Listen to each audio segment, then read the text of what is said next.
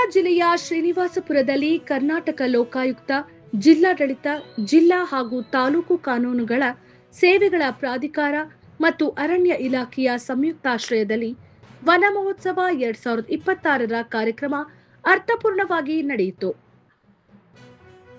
ಕಾರ್ಯಕ್ರಮವನ್ನು ಉಪಲೋಕಾಯುಕ್ತರು ಹಾಗೂ ವಿಶ್ರಾಂತ ಹೈಕೋರ್ಟ್ ನ್ಯಾಯಮೂರ್ತಿಗಳಾದ ಶ್ರೀ ಕೆ.ಎನ್. ಫಣೀಂದ್ರ ಉದ್ಘಾಟಿಸಿ, ಪರಿಸರ ಸಂರಕ್ಷಣೆ ಪ್ರತಿಯೊಬ್ಬ ನಾಗರಿಕನ ಕರ್ತವ್ಯವಾಗಿದ್ದು, ಗಿಡ ನೆಡುವುದರ ಜೊತೆಗೆ ಅವುಗಳನ್ನು ಮರಗಳಾಗಿ ಬೆಳೆಸುವ ಜವಾಬ್ದಾರಿಯನ್ನು ಎಲ್ಲರೂ ಹೊತ್ತುಕೊಳ್ಳಬೇಕು ಎಂದು ಕರೆ ನೀಡಿದರು. ಮುಖ್ಯ ಅತಿಥಿಯಾಗಿ ಭಾಗವಹಿಸಿದ್ದ ಉಪಲೋಕಾಯುಕ್ತರು ಹಾಗೂ ವಿಶ್ರಾಂತ ಹೈಕೋರ್ಟ್ ನ್ಯಾಯಮೂರ್ತಿ ಶ್ರೀ ಬಿ. ವೀರಪ್ಪ ಮಾತನಾಡಿ, ಪ್ರತಿದಿನವೂ ವನ ಮಹೋತ್ಸವವಾಗಬೇಕು ಎಂದು ಕರೆ ನೀಡಿದರು.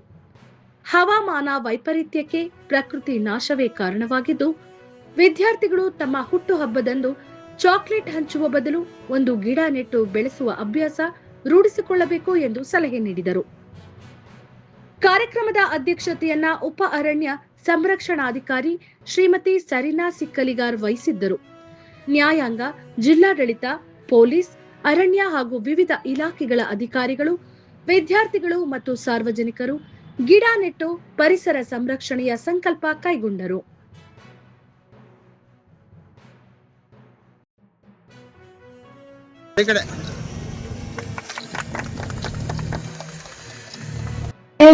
ಮಣ್ಣನ್ನು ಗಟ್ಟಿಯಾಗಿ ಹಿಡಿದಿಡುವುದರಿಂದ ಮಣ್ಣಿನ ಸವೆತ, ಪ್ರವಾಹ ಮತ್ತು ಭೂಕುಸಿತದಂತಹ ಸಮಸ್ಯೆಗಳು ಕಡಿಮೆ ಆಗುತ್ತವೆ. ಅರಣ್ಯಗಳು ಪಕ್ಷಿಗಳು, ಪ್ರಾಣಿಗಳು ಮತ್ತು ವಿವಿಧ ಜೀವಿಗಳಿಗೆ ಆಶ್ರಯ ನೀಡುತ್ತವೆ. ವನ ಮಹೋತ್ಸವದ ಮೂಲಕ ಹೊಸ ಮರಗಳನ್ನು ಬೆಳೆಸುವುದರಿಂದ ಜೀವ ವೈವಿಧ್ಯತೆ ಉಳಿಯುತ್ತದೆ. ಮರಗಳು ಶುದ್ಧ ಗಾಳಿಯನ್ನು ಒದಗಿಸಿ ವಾಯು ಮಾಲಿನ್ಯವನ್ನು ಕಡಿಮೆ ಮಾಡುತ್ತವೆ. ಇದರಿಂದ ಜನರ ಆರೋಗ್ಯ, ಜೀವನ. ಶಾಲೆಗಳಲ್ಲಿ ವನ ಮಹೋತ್ಸವ ಆಚರಿಸುವುದರಿಂದ ವಿದ್ಯಾರ್ಥಿಗಳಲ್ಲಿ ಪ್ರಕೃತಿಯ ಬಗ್ಗೆ ಪ್ರೀತಿ, ಮರಗಳನ್ನು ಉಳಿಸುವ ಜವಾಬ್ದಾರಿ ಮತ್ತು ಪರಿಸರ ಸಂರಕ್ಷಣೆ ಅರಿವು ಬೆಳೆಯುತ್ತದೆ.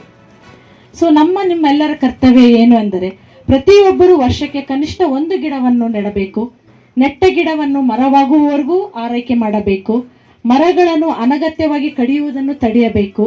ವನ ಮಹೋತ್ಸವ ಕಾರ್ಯಕ್ರಮಗಳಲ್ಲಿ ಸಕ್ರಿಯವಾಗಿ ಮಕ್ಕಳು ಭಾಗವಹಿಸಿದ್ದಲ್ಲಿ ಪರಿಸರ ಎಂದರೆ ಏನು ಅನ್ನೋದನ್ನ ಅವ್ರಿಗೆ ಅರಿವು ಮೂಡುತ್ತದೆ. ಇತರರಿಗೂ ಸಹ ನಾವೊಬ್ಬರೇ ಅಷ್ಟೇ ಅಲ್ಲ ಗಿಡ ನೆಡಬೇಕಾಗಿರೋದು. ಪ್ರತಿಯೊಬ್ಬರು ನಾವು ಗಿಡ ನೆಡಬೇಕು, ಮತ್ತೆ ಎಲ್ಲರಿಗೂ ಗಿಡ ನೆಡೋದಕ್ಕೆ ನಾವು ಪ್ರೋತ್ಸಾಹವನ್ನ ಕೊಡಬೇಕು. ವನ ಮಹೋತ್ಸವ ನಾವು ಮಾಡ್ತಾ ಇದೀವಿ, ಒಂದು ಜಯಂತಿ ತರಾನೇ ಇದು. ಬಟ್ ಇದರದ್ದು ನಾವು ಸ್ವಲ್ಪ ಅರ್ಥ ಮಾಡಬೇಕು, ನಾವು ಯಾಕೆ ಮಾಡ್ತಾ ಇದೀವಿ.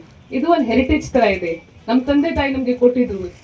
ಇದು ನಮ್ದು ಜವಾಬ್ದಾರಿ ಇದೆ, ಇದನ್ನು ಉಳಿಸ್ಕೊಳ್ಳಿಕ್ಕೆ ನಮ್ದು ಜವಾಬ್ದಾರಿ. ಈಗ ನಾವು ಇದನ್ನು ನೆಕ್ಸ್ಟ್ ಜನರೇಷನ್ಗೆ ಪಾಸ್ ಮಾಡ್ತಾ ಇದ್ದೀವಿ. ಇದದ್ದು ಸಂರಕ್ಷಣೆ ಮಾಡೋದು, ಇದಕ್ಕೂ ಸರಿಯಾಗಿ ನೋಡ್ಕೋಬೇಕು, ಇದೆಲ್ಲ ನಮ್ಮ ಜವಾಬ್ದಾರಿ. ನಾವು ಅರ್ಥ ಮಾಡಬೇಕು, ನಾವು ಯಾವ ಸೃಷ್ಟಿ ಅಂದ್ರೆ ಹೌ ವಿ ಆರ್ ಕನೆಕ್ಟೆಡ್. ನಾವು ಎಲ್ಲ ಇದು ಟ್ರೀಸ್ ಇರೋದು, ಎನ್ವೈರನ್ಮೆಂಟ್ ಇರೋದು, ಅದಕ್ಕೆ ನಾವು ಇದ್ದೀವಿ ಇಲ್ಲಿ. ಟ್ರೀಸ್ ಇಲ್ಲದೆ ನಾವು ಇರಕ್ಕಾಗಲ್ಲ ಇಲ್ಲಿ. ನಾವೆಲ್ಲ ಕನೆಕ್ಟೆಡ್ ಇದ್ದೀವಿ. ಇದೆಲ್ಲ ಮೆಸೇಜ್ ನಾವು ತಲೆಯಲ್ಲಿ ಅಂದ್ರೆ ಪ್ರತಿದಿನ ನಾವು ಫಸ್ಟ್ ಏನು ಹೇಳ್ಬಹುದು, ನಾವು ಈಶ್ವರಿಗೆ ಧನ್ಯವಾದ ಕೊಡಬೇಕು. ಈಗ ನಮಗೆ ಇಷ್ಟು ಬ್ಯೂಟಿಫುಲ್ ನೀವು ಸೃಷ್ಟಿ ಮಾಡಿ ಕೊಟ್ಟಿದ್ದೀವಿ. ನಾವು ಪ್ರತಿದಿನ ನಮ್ಮ ತಂದೆ ತಾಯಿಗೆ ಹೇಗೆ ನೋಡ್ಕೊಳ್ತಾ ಇದ್ದೀವಿ, ಅದೇ ರೀತಿ ಪ್ರಕೃತಿಗೆ ಕೂಡ ನೋಡ್ಕೋಬೇಕು. ಸರ್ ಹೇಳಿದ್ರು, ನಾವು ಜನ್ಮ ದಿವಸಕ್ಕೆ ಕೇಕ್ ಕಟ್ ಮಾಡ್ತೀವಿ, ಅದೇ ರೀತಿ ಪ್ರತಿ ವರ್ಷ ಒಂದ್ ಗಿಡ ಬಡಿಬೇಕು. ಅದು ತುಂಬಾ ಒಳ್ಳೆ ಸಜೆಷನ್ ಸರ್. ನಾವು ಕೂಡ ಮಾಡ್ತೀವಿ. ನಾವು ನಮ್ಮ ಆಫೀಸ್ ಆಗಲಿ, ಯಾವುದು ಕಾರ್ಯಾಲಯ ಆಗಲಿ, ಅದನ್ನು ಪೂರ್ತಿ ಸರಿಯಾಗಿ ಚೆನ್ನಾಗಿ ಎನ್ವೈರನ್ಮೆಂಟ್ ಬರಲಿ ಎಲ್ಲ ಪ್ರಯತ್ನ ಮಾಡ್ತಾ ಇದ್ದೀವಿ. ಅದೇ ರೀತಿ ಶಾಲೆ ಆವರಣಗಳಲ್ಲಿ ಕೂಡ ಇದೇ ರೀತಿ ಆಗಬೇಕು. ಮೇಡಮ್ ಜವಾಬ್ದಾರಿ ಜಾಸ್ತಿ ಇದೆ. ಒಂದು ಗಿಡ ಸಾಯಂಗಿಲ್ಲ ಇಲ್ಲಿ ಹಾಕಿದ್ದು ಮೇಡಮ್. ಮಳೆ ಬಂದಿಲ್ಲ ಅನ್ನೋ ಗೊತ್ತಿಲ್ಲ, ಟ್ಯಾಂಕು ಹೊಡಿಬೇಕು, ನೀವು ಜೊತೆಗೆ ಕೇಳ್ಬೇಕು. ನಮ್ಮ ಮಕ್ಕಳು ಬರ್ತಾರೆ, ನಮ್ಮ ಮೇಷ್ಟ್ರು ರಿಕ್ವೆಸ್ಟ್ ಮಾಡ್ಕೋತೀವಿ ನಾವು. ನಮ್ಮ ಪತ್ರಕರ್ತರು ಬರ್ತಾರೆ, ನೀರು ಹಾಕಕ್ ಬರ್ಬೇಕು. ನಾನು ಪಡಿ ಸಾಹೇಬ್ ಸಣ್ಣನೂ ಬರ್ತೀವಿ.